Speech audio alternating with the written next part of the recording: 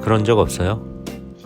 살아도 사는 것 같지 않은 기분이 들 때, 하루하루 왜 사는지 모르겠고 미래에 대한 막막함과 불안감으로 쳇바퀴 같은 삶을 살고 있는 느낌. 저도 그런 적이 있어요. 2019년 가을이었어요. 그때도 지금처럼 쌀쌀한 날씨에 낙엽이 떨어지고 있었죠. 여전히 경비원으로 일하면서 시나리오를 쓰고 있었어요. 어릴 땐 내가 좋아하는 게 뭔지 명확했어요. 그런데 어느 날부턴가 내가 좋아하는 것보단 주위에서 좋아하는 걸 더 신경 쓰게 됐어요. 옷도 사람들이 좋아하는 스타일로 입고, 말도 사람들이 듣기 좋은 말을 하고, 시나리오도 사람들이 좋아할 만한 소재를 찾는 데 열중했죠. 그러면서 점점 내가 좋아하는 것들을 잊어갔어요. 그러다가 문득 생각이 들었어요. 내 취향이 뭐였지? 전 나를 되찾는 여행을 떠나기로 했어요. 처음엔 마다가스카르에 가려고 했는데 휴가 날짜가 모자랐어요. 그래서 마닐라로 바꿨어요. 어차피 장소는 상관없으니까. 근데 예약 가능한 날에 비행기표가 너무 비쌌어요. 다시 제주도로 바꿨어요. 렌터카와 비행기표를 예약하고 캐리어에 짐을 싸서 들고 출근했어요. 퇴근하자마자 출발할 생각으로. 퇴근만을 기다리면서 일을 하고 있는데 날씨가 심상치 않은 거예요. 태풍이 오더라고요. 비행기가 결항됐다는 문자가 왔어요. 당직 근무가 끝난 다음날 아침, 저는 2박 3일의 여행 짐이 담긴 캐리어를 끌고 덩그러니 서울 한복판에 서 있었어요. 그 짐을 그대로 들고 다시 인천에 가기는 죽어도 싫더라고요. 그래서 결심했죠. 서울을 여행하기로. 그렇게 남자 혼자 2박 3일 서울 여행을 하게 됐어요. 서울의 서쪽에서부터 서남쪽, 동남쪽을 지나 다시 중심부로 돌아오는 소장정이었죠. 첫 번째 목적지는 마포구 합정동이었어요. 누가 봐도 한국 사람인 저는 한국인이 운영하는 게스트하우스를 잡았어요. 손님은 모두 외국인이었고 저만 한국인이었어요. 사투리를 쓰지도 않는 남자 게스트가 혼자 온 것에 호스트와 스태프들은 의심의 눈초리를 보냈죠. 남들 시선을 잊고 내가 좋아하는 걸 찾아 떠난 여행인데 시작부터 주위 시선을 의식하다니. 뭐 어때? 내가 좋다는데. 꿋꿋이 짐을 풀고 합정과 망원의 거리를 구경하러 나섰어요. 망원동의 거리는 생각보다 조용했어요. 태풍 때문인지 평일 낮이라 그런지 사람이 없었고 골목 사이에 아기자기한 상점들만 불을 밝히고 있었어요. 나중에 알고 보니 그곳이 망리단길이었죠. 골목을 누비고 누비다가 작은 독립서점이 눈에 들어왔어요. 구경이나 할까 하고 들어간 그곳에서 고미가 당기는 책 한 권을 발견했어요. 공간 디렉터 최고요님이 쓰신 인테리어 관련 책이었는데 이런 제목이었죠.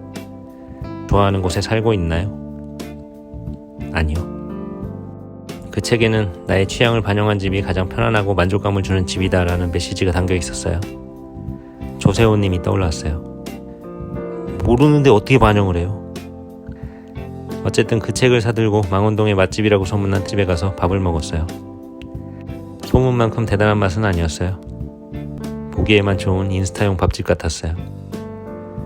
그렇게 걷고 걸으며 동네를 구경하고 망원시장까지 누빈 후에 잠을 자러 숙소로 돌아갔죠. 가는 길에 유행하는 힙합 스타일의 20대들이 눈에 들어왔어요. 괜히 예술가인 척 누군가를 따라하는 것 같아 별로 좋아 보이지가 않았어요. 망원 합정 다음으로 간 곳은 서울 서남부의 산업단지 금천구였어요. 가산 디지털 단지 내 지식산업센터와 아울렛이 웅장하게 늘어선 곳이었죠.